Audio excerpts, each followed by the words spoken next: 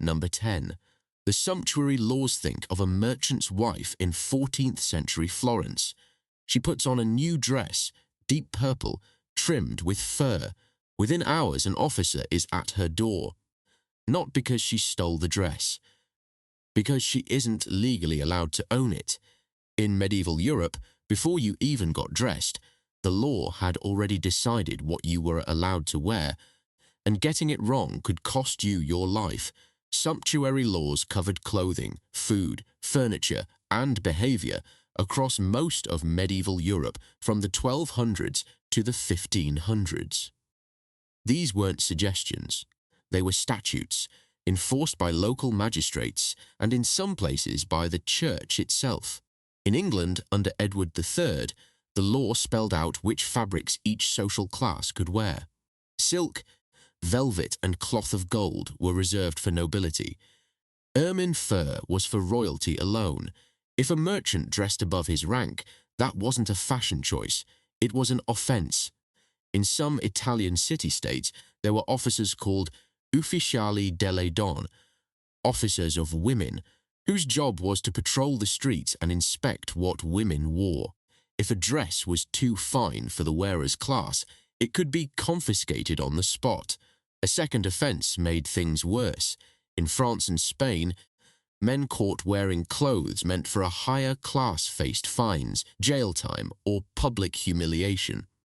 The reasoning was religious. God had placed everyone in their rightful position, and dressing above that position was treated as defiance of that order. It didn't stop at clothes either.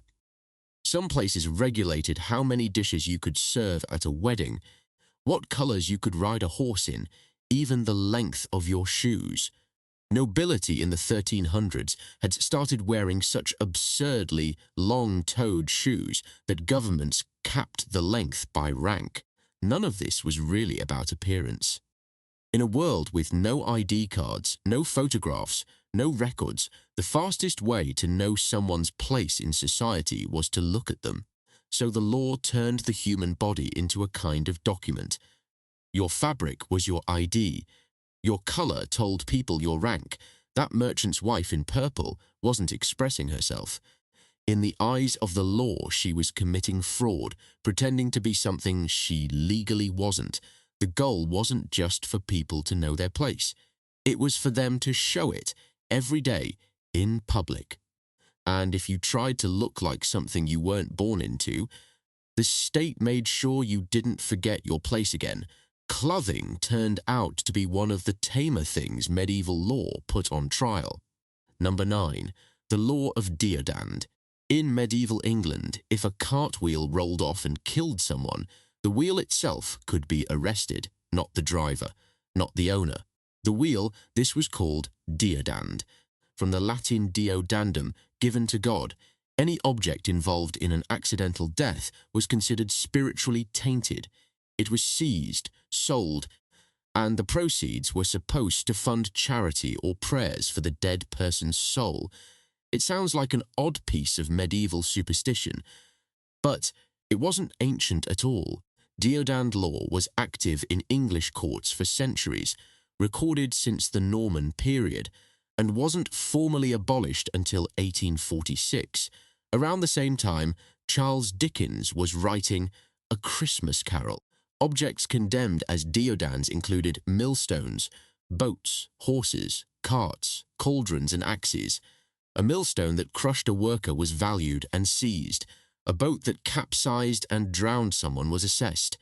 Coroner records from the period contain entries like a horse valued at 4 shillings, a cart at 8, a wheel at 2. The family of the dead person got none of it. The Crown did. By the later medieval period, this had turned into a quiet revenue stream. Coroners had a financial incentive to assign deodand value in wrongful death cases because the Crown profited from every forfeiture. The grieving family got nothing. The state got paid. The talk of returning a tainted object to God was just a cover for what amounted to a tax.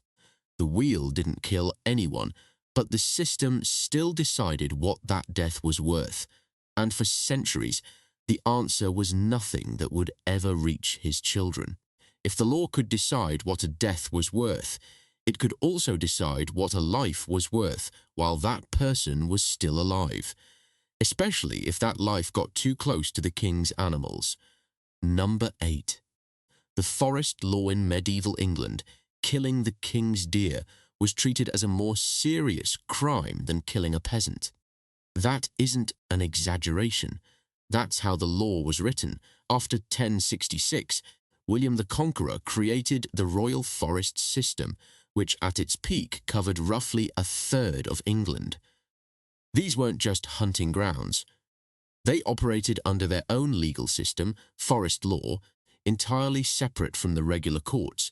Inside these forests, ordinary people had almost no rights, no cutting timber, no grazing animals, no clearing land, no building, and above everything, no touching the deer, the boar, or the birds the king hunted.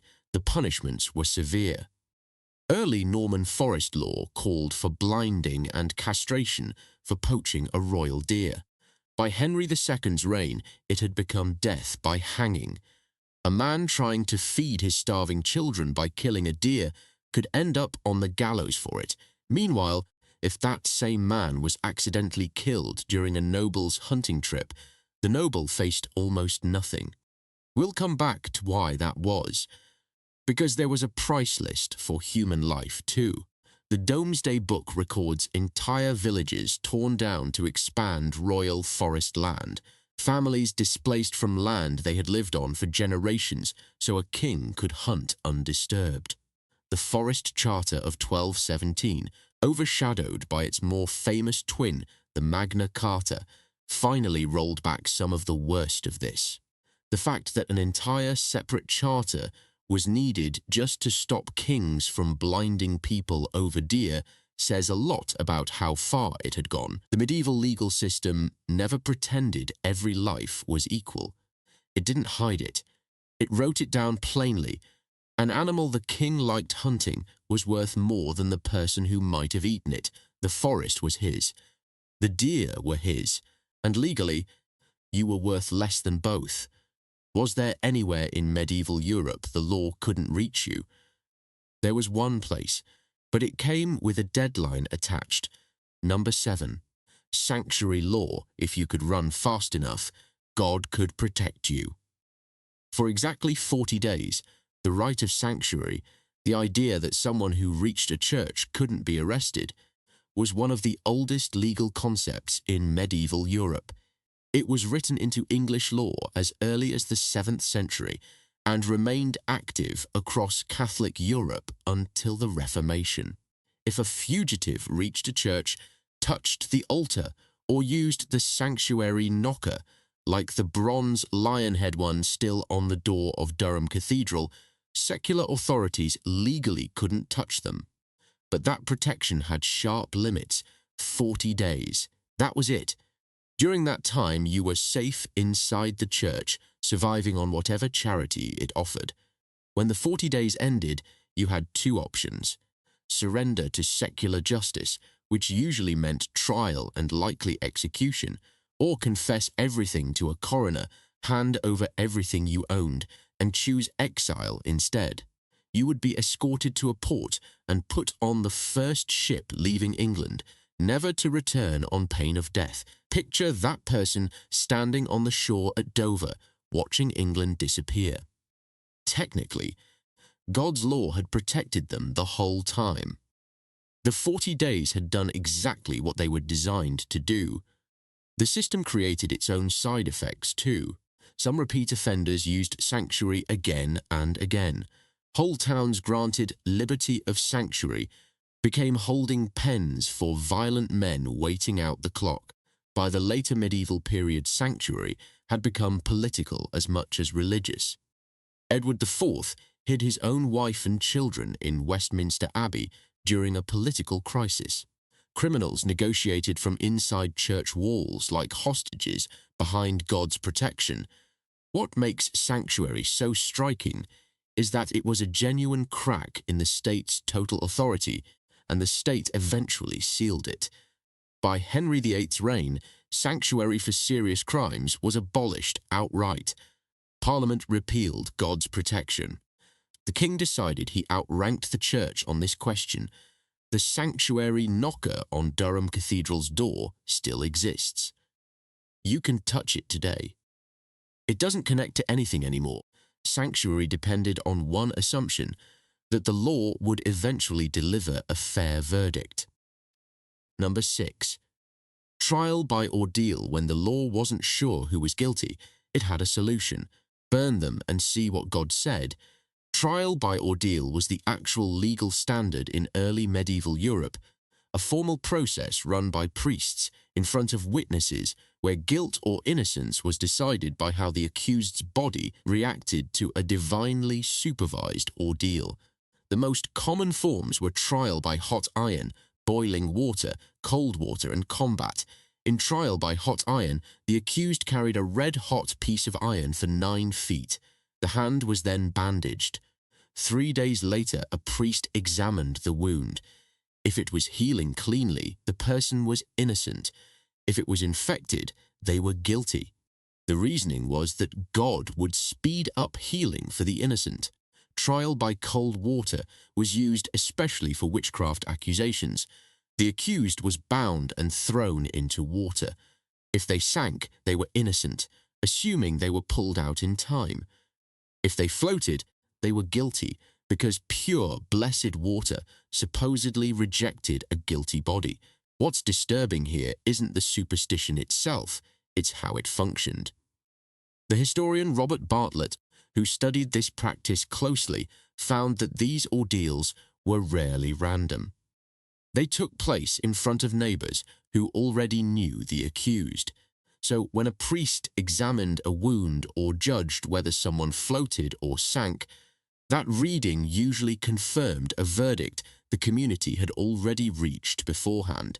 The Fourth Lateran Council banned clergy from taking part in ordeals in 1215, and that effectively ended the practice across Western Europe almost overnight. The church decided that asking God to reveal guilt through burns and drowning was no longer theologically appropriate. Within a generation, trial by jury became standard in England. What's striking is how fast that shift happened. A system that had decided life and death for centuries was abandoned in one generation, not because anyone proved it wrong, but because an institution decided it was no longer convenient. The burns were still burns, the water was still water, the guilt was the same guilt. What changed was who got to interpret the result, and what that interpretation cost them. That question, who profits from the interpretation, runs through almost all of medieval law. Nowhere more than in how peasants were slowly drained of everything, one small fee at a time. Number 5, the law of mast, and the feudal extraction machine. You raise the pig. You feed the pig wanders off and eats an acorn that fell in the king's forest. And now you owe the king money for it. The law of mast was the right of lords to charge peasants for letting their pigs forage on fallen acorns and beech nuts. It sounds too small to matter, but in practice it was a precise tool that kept entire communities trapped in permanent debt. Medieval peasants weren't simply poor by chance. They lived inside a system built so that any extra wealth they produced got pulled upward to whoever was above them. And there were several of these mechanisms working at once. There was tallage, a tax a lord could charge his serfs at any time, for almost any reason. There was merchet, a fee paid when a serf's daughter married, because her labour and her future children legally belonged to the lord, so her leaving cost him something. There was heriot, where a serf's best animal or possession went to the lord the moment he died, before his own family received anything. The first payment after a death taken before the funeral. And then there was mast. Whatever fell on the forest floor wasn't simply free. Salted pork was a main source of protein for poor families in winter, and those pigs could only feed where and when and at whatever price the Lord decided. Manorial records from England, France and Germany show peasant households living in a state of constant, managed debt, with obligations calculated so precisely that even good years barely covered them, and bad years became disasters. No single part of this looks like slavery on its own. Mast is just a fee, merché is just an administrative cost, heriot is just a death duty, but add them together over a lifetime, over generations, and the result is a system where real economic freedom simply isn't possible. The pig ate the acorn. The Lord collected his fee. The family went into winter with a little less than they needed, and then it happened again and again. And the law called this the natural order of things. Every law so far controlled what you did, what you owned, what you ate. But the most ambitious legal project of the medieval period went further than all of that. It went after what you believed. Number 4, heresy law. Prosecuting thought, you didn't have to say anything wrong. You didn't have to do anything wrong. You only had to think it. Medieval heresy law developed from the 11th century and became formalized through the Inquisition starting in the 13th. Its goal was something no legal system had tried before at this scale: total legal control over what people believed inside their own heads. At first, heresy meant holding a belief about Christian doctrine that the Church had officially condemned. Groups like the Cathars in southern France, the Waldensians in Italy, and the Lollards in England were real communities with defined beliefs. Brutal as their prosecution was, at least there was an identifiable target, but over time the law spread far beyond that. Heresy accusations became weapons in political disputes, inheritance conflicts, and personal grudges. The Inquisition process, developed under Popes Gregory IX and Innocent IV, allowed anonymous accusations, indefinite detention during investigation, torture to extract confessions, and even prosecution of the dead. If someone died before their heresy was discovered, their body could be exhumed, tried, and burned. Their property was seized. Their children could be barred from inheritance or office for 2 generations. Burning heretics wasn't mob violence. It was a legal sentence handed down by a church court, carried out by secular authorities, because church law technically forbade clergy from shedding blood. The distinction was theological. The fire was the same fire either way. The exact numbers are still debated, but estimates from historians such as Henry Charles Leyer and, more recently, Henry Ansgar Kelly suggest the medieval Inquisitions condemned thousands to death and punished many thousands more over roughly 3 centuries. What makes heresy law perhaps the most personal entry on this list is that there was no sanctuary from it. You could hide your body, but you couldn't hide your mind. Or rather, you could try, but the moment someone swore under oath that they knew what you believed, the law took their word over yours. Denial didn't help either, since heretics were expected to deny everything. So denial proved nothing. The inquisitors didn't need to prove what you actually believed. They only needed you to confess it. And they had the methods, the time, and the full backing of religious law to get there. Your thoughts weren't really yours. They belonged to the institution, and the institution decided how it wanted to interpret them. The law has put a price on objects, on forest access, even on acorns. Here it becomes explicit. Medieval law didn't just price things. It priced people and published the rate. Number 3. Wergild, the price of a person. Every human life in early medieval Europe had an official price. How much depended on your rank, and the law published that price openly. Wergild, literally man price in Old English, was the system that governed compensation for homicide and violence across Germanic, Anglo-Saxon, and Norse societies, from roughly the 5th to the 11th century. The The purpose was to replace blood feuds with structured payments. Kill someone, and instead of their family coming after you, you paid them. This price was fixed by law and publicly known. Under the laws credited to King Ine and later King Alfred, a noble thegdon's life was worth 1,200 shillings. A free peasant farmer, a seal, was worth 200. A Welsh or British subject was worth even less, sometimes as little as 60 to 80 shillings, depending on status. Slaves had no wergild at all. Killing a slave counted as property damage, not murder, and any payment went to the owner, not the family. These aren't legends. They are documented statutes, preserved in manuscripts and studied by historians such as Patrick Warmold and Lisi Oliver, and they shaped law across most of Northern Europe for centuries. Remember the nobleman in forest law whose hunting party killed a peasant and faced almost no consequence. This is exactly why. The math had already been worked out in advance by law. What's so striking about wergild, even though it genuinely did reduce violence, is what it reveals about the baseline assumption of medieval law, that human lives carried different legal value, that this value could be calculated, that it was public record, and that no one saw anything strange about publishing it. A nobleman's killer owed 200 shillings. A farmer's killer owed 200. A slave's killer owed whatever the slave originally cost. Justice wasn't blind. It came with a price list after 1066. The Normans largely replaced wergild with royal prosecution.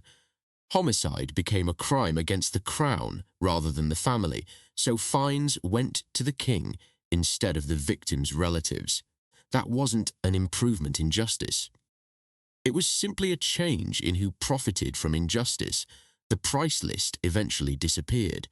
But the idea behind it, that some lives carry more legal weight than others, never really went away. It just took new forms. It always does. We're near the top of the list now, and these final two entries take everything we've covered and push it as far as it goes. Number 2. Droit du Seigneur, power as law. The most disturbing laws aren't always the ones that punish. Sometimes they're the ones that simply permit something. Droit du Seigneur, the so-called right of the lord, refers to the claimed right of a feudal lord to spend the first night with a serf's new bride, before her own husband could. It's one of the most debated topics in medieval legal history, and that debate is part of what makes it unsettling. Historians genuinely disagree on this.